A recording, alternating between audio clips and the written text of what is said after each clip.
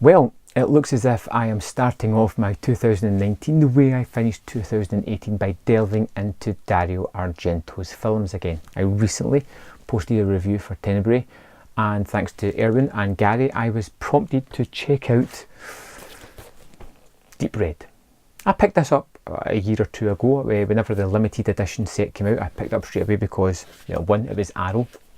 Two, I had heard of Deep Red a lot, even though I had never seen it, and this was a particularly nice set. Came with a booklet, a poster, 3-disc set, including the CD soundtrack. The movie itself was remastered in 4K, and it looked fantastic. Simply amazing. So, Deep Red is another one of these Argento movies that just simply wowed me straight from the start. It opens with a high-pitched scream and a wail and a mysterious shot of a floorboard. You hear something terrible happening. You see a knife get flung into frame as it just lies there with a bloody tip, and you're hooked. You know this is the thing that has instigated this colour to kill people. This is the thing, that the backstory, because all these movies type of have them, the kind of thing that made a permanent mark on this person and is causing them to commit these murders years later. And then we jump into current day, where we have Marcus, played by David Hemmings, who is a jazz piano player who also teaches as well. We don't actually see that, he tells us it several times, that's what he does, and he is just hanging out with his friend, just talking to him, trying to stop him from drinking because his friend's kind of drinking himself into a stupor, and he hears a scream.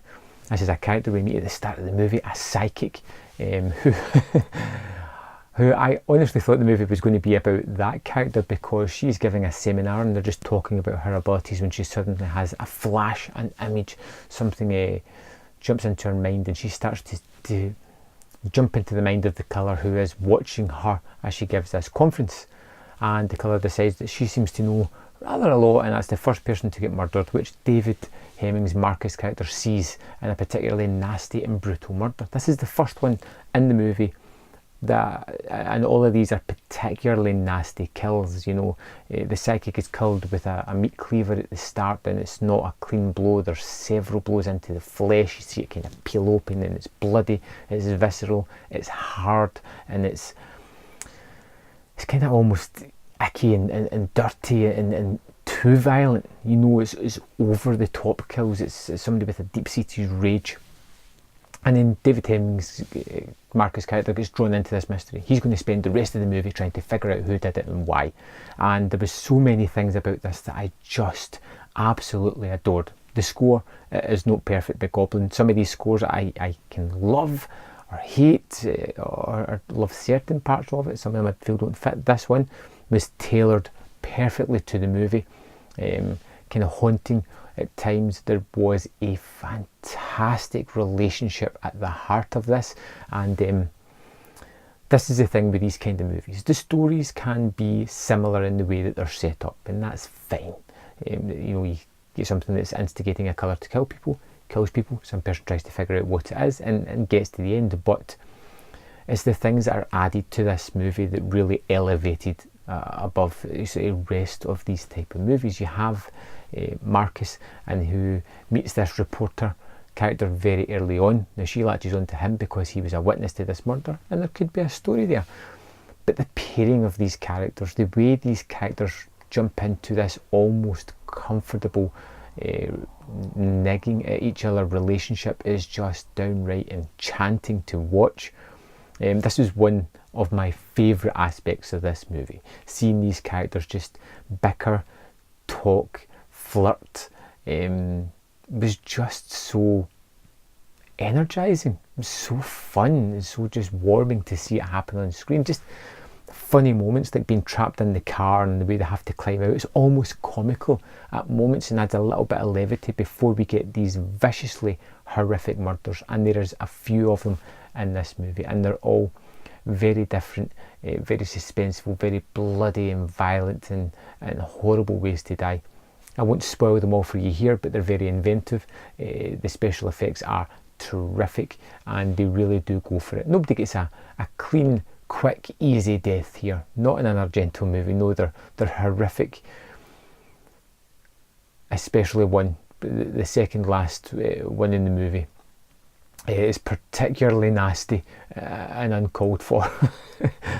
But man, it is visually shocking, as a lot of them are, but visually shocking to see what happens to that person, which I'll try not and spoil too much. I found this to be one of my favourite Argento movies that I've latched onto, and I know this gets a big write-up as well, along with Suspiria and a couple of these other ones, but for me, my favourite has been Four Flies in Grey Velvet, and I think this may just pip it. The movie looks amazing. The style and the way it's shot is terrific, as you would expect with Argento. He's really kind of challenging the form quite a lot of the times when he's doing these things. The characters that he brings into it are excellent and really enjoyable. He really has a knack of giving these characters individual style, and it is very stylized language, but when these characters bump into each other and meet, it's almost as if they belong together and you want to see them together. The mystery is terrifically well thought out. Now, a lot of giallos that I've watched, you can get to the end and they'll just pull the rug out from under your feet and give you something that just doesn't add up, you know. And I thought that was happening here. I thought this was literally happening in the movie, where they were going, like, this is what happened. And I'm like, that doesn't make sense, no, because of A and B and because of that. But the main character is exactly the way we're thinking. We're attuned with that character as he starts to go, you know, hang on, that couldn't have been practical, that didn't happen, let's go back to the start and figure out why that would have played out that way. And it's plausible and it fits and it feels natural and it feels completely cohesive and put together with a well organised brain and planning. And wow, this movie, and it should be said again, the restoration is fantastic on this. It looks amazing. I watched the director's cut, which was just about 2 hours, just over 2 hours in length. I know there's another cut, but I was warned away from it thanks to a couple of the viewers on here who told me to go for the longer version, and I discovered another absolutely fantastic movie that I cannot recommend highly enough. I'm glad I kind of left that one till later on in the Argento movies, because I've experienced quite a lot of these things, and I'm starting to see a lot of similar patterns and what he adds into these movies. But I like that. I like it a lot, and I can't wait to jump on to the next one. So, thanks to the people who helped me pick my next Argento movie. I've got 3 more in my collection here that I need to watch at some point. And I'm trying not to watch them too close together, give a little bit of breathing space between each one, because I'm really enjoying these. So my next 3 choices are Cat o' Nine Tails, The Bird with the Crystal Plumage, or Inferno. So let me know, what should I check out next? Thanks for watching. Thanks for making me watch this movie. And it's going to become a reoccurring thing, because I'm going to watch this one a lot. And I'll see you next time on Man vs. Film.